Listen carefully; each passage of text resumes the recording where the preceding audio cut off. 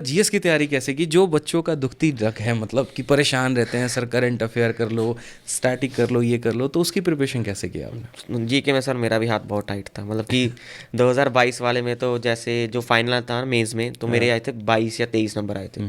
वो भी सिर्फ इसीलिए आए थे क्योंकि साइंस ज़्यादा पूछी थी और साइंस बैकग्राउंड है, तो वो क्वेश्चन सॉल्व कर लिए थे। बाकी जीएस बहुत बुरी थी। तो साइंस वालों का ये फ़ायदा मिल जाता है कि मतलब हाँ अच्छी पढ़ रखी है 10वीं 12वीं तक, तो अटेम्प्ट हो जाते हैं हाँ, क्वेश्चन। जी के वहीं से हुआ था बस, जब अच्छा। तक वहाँ पे गया था। फिर 23 में जब जंप करा तो लगा कि अभी अगर रैंक चाहिए अच्छी तो जीएस तो पकड़ना पड़ेगा, क्योंकि रीजनिंग, इंग्लिश और मैथ्स ये आपको सिलेक्शन दिलाएगा, लेकिन रैंक जीएस दिलाएगा। क्या बात है। मैं हमेशा एक छोटी सी बात और बोलता हूँ कि जीएस को आप आसान मत समझिए। जीएस किंग मेकर था, किंग मेकर है और किंग मेकर रहेगा। रहेगा। ठीक है, बाकी किंग है लेकिन वो किंग मेकर है। ठीक है, तो किंग मेकर जो होता है ना वो सबसे बड़ा होता है। ठीक है, और लोग अंडर एस्टिमेट करके चलते हैं जीएस को। मुझे लगता है कि वो समझता है बोरिंग है, कौन पढ़ेगा, थोड़ा सा कवर करके चल लेते हैं। तो उसके बारे में आपकी राय क्या है, मतलब कि क्या थोड़ा सा कवर करने से होगा? देखिए, जैसे आपने महत्व तो बता दिया कि जीएस का महत्व कितना है, पढ़े कैसे उसको, एक एक सेक्शन वाइज अगर हम बात करें तो करंट अफेयर को लेकर आपकी स्ट्रेटजी क्या थी? हाँ, तो सर थोड़ा पढ़ने वाली गलती तो मैंने करी थी प्रीलिम्स में। प्रीलिम्स में क्या था, मैंने कहा पॉलिटी कर लेते हैं कितना एक भी सेक्शन। समझा लो, लेकिन अभी पहली हाँ बार वो जब तक पहले जलता नहीं है ना, तब तक हाथ आदमी नहीं। खींचता नहीं है, नहीं अब जल गया, अब खींच लेंगे। अब दोबारा थोड़ा ध्यान से सुनते हाँ, हैं। तो प्रीलिम्स में क्या था कि मैंने बस पॉलिटी करी हाँ। और एंशियंट हिस्ट्री करी, क्योंकि एंशियंट हिस्ट्री क्या थी, एक मैंने जी वी टूबर करके यूट्यूब चैनल है, उनसे एक वन शॉट वीडियो देख ली थी बस। तो एक स्टोरी टाइप फॉर्म हो गई थी और पॉलिटी देख ली थी। पॉलिटी क्या है, शॉर्ट टॉपिक है और उसमें क्वेश्चन बन जाते हैं। तो बस वो करके गया, करंट वगैरह करंट अफेयर्स वगैरह कुछ नहीं करे। नंबर आए प्लीज में 12.5। बाकियों में मेरे नंबर, मेरे ओवरऑल मार्क्स जो थे प्लीज में वन यही फिफ्टी टू नतीजा पॉइंट होता है एक वीडियो देख के हाँ जाने का, देख वन लो। फिफ्टी टू पॉइंट फाइव थे मेरे ओवरऑल प्रिंसिपल मार्क्स। तो वो 3 सेक्शन बचा लिए, 150 कट ऑफ गई थी इस बार। मैंने टोटल बने 152.5, उसमें 12.5 नंबर सिर्फ जीके के थे। 140 नंबर 3 सेक्शन से कवर करे हैं मैंने। आप इस बात को समझिए, थोड़ी इसकी गहराई को समझिए आप लोग। क्या होता है कि जितनी शिद्दत से हम लोग मैथ इंग्लिश रीजनिंग कवर करते हैं, उसका 10% शिद्दत भी हम जीएस में नहीं लगाते हैं, और नतीजा यही होता है।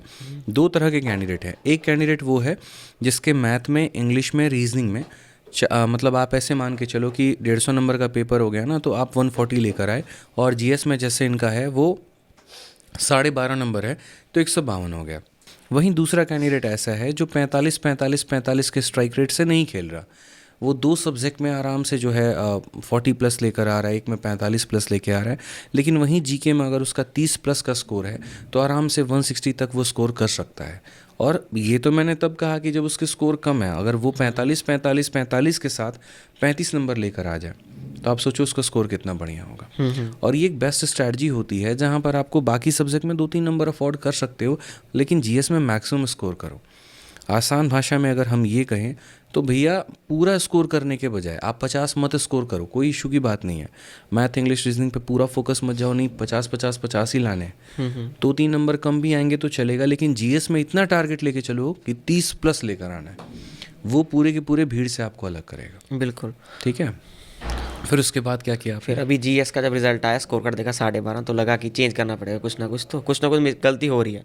मैथ इंग्लिश के अच्छे नंबर थे तो शॉर्ट था कि सही ट्रैक पे हूँ, इन्हीं सर को फॉलो करना है, ऐसी स्ट्रेटजी चलेगी आगे। लेकिन जीके में अब स्विच करना जरूरी था, तो देखा कि क्या करें अब। तो विकास ताय सर की वीडियोस थी, उसमें जीके की स्ट्रेटजी वीडियो थी उनकी, तो वो देखी। उन्होंने वो टीचर्स वगैरह बताए, कुछ टीचर वगैरह खुद सर्च किए। तो उसमें ना पारमार सर मिले मेरे को, Parmar Parmar SSC, SSC. Parmar SSC. तो उनकी एक वीडियो थी एंड उन्होंने वीडियो में गारंटी ले रखी थी कि आप ये वीडियो देख लो, आपके 50 प्लस मैं स्कोर करवाऊंगा। और मेरे को था कि ये बंदा इतनी गारंटी ले रहा है यूट्यूब पे, तो कोई बात तो होगी। तो फिर उनका चैनल देखा, उनके पीवाई की सीरीज़ थी। ऑल सब मेरी प्रेपरेशन जो है यूट्यूब से हुई है ऑल। तो पीवाई की सीरीज़ थी और नीटो सीरीज़ थी, 2 सीरीज़ शुरू करवाई थी उन्होंने। तो पीवाई की सीरीज़ शुरू करा मैंने जीके करना, और बस उन्हीं को फॉलो करा मैंने रिलीजियसली। और मेरे मेंस में इस बार 54 आउट ऑफ 75 नंबर मार्क्स थे। क्या बात है, 54 मतलब तो उन्होंने जो गारंटी ली पूरी करके वो दिखाई। पूरा हुआ।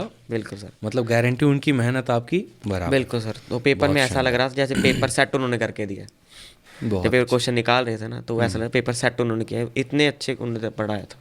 क्या बात है। और बाकी उसके बाद में फिर आपने पूरा का पूरा वहाँ से कवरेज किया। प्रैक्टिस कहाँ से किया आपने? प्रैक्टिस के लिए सर जैसे मॉक टेस्ट बहुत ज़रूरी हैं, तो आप कोई भी लगा रहे हो। मैंने टेक्स्ट बुक के ले लिया सब्सक्रिप्शन, तो उनके मॉक टेस्ट जैसे लगाने वेडनेसडे और सैटरडे 2 दिन लगाता था। संडे को मेरा लाइव मॉक रहता था लीवर बोर्ड पे, वो फिक्स था।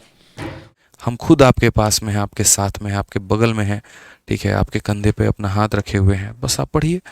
ठीक है, चलिए तो मिलेंगे अगली वीडियो में। आज के लिए दोस्तों इतना ही। अच्छे से पढ़ाई करिए, खुश रहिए, मस्त रहिए, ध्यान रखिए। Love you all, take care, bye.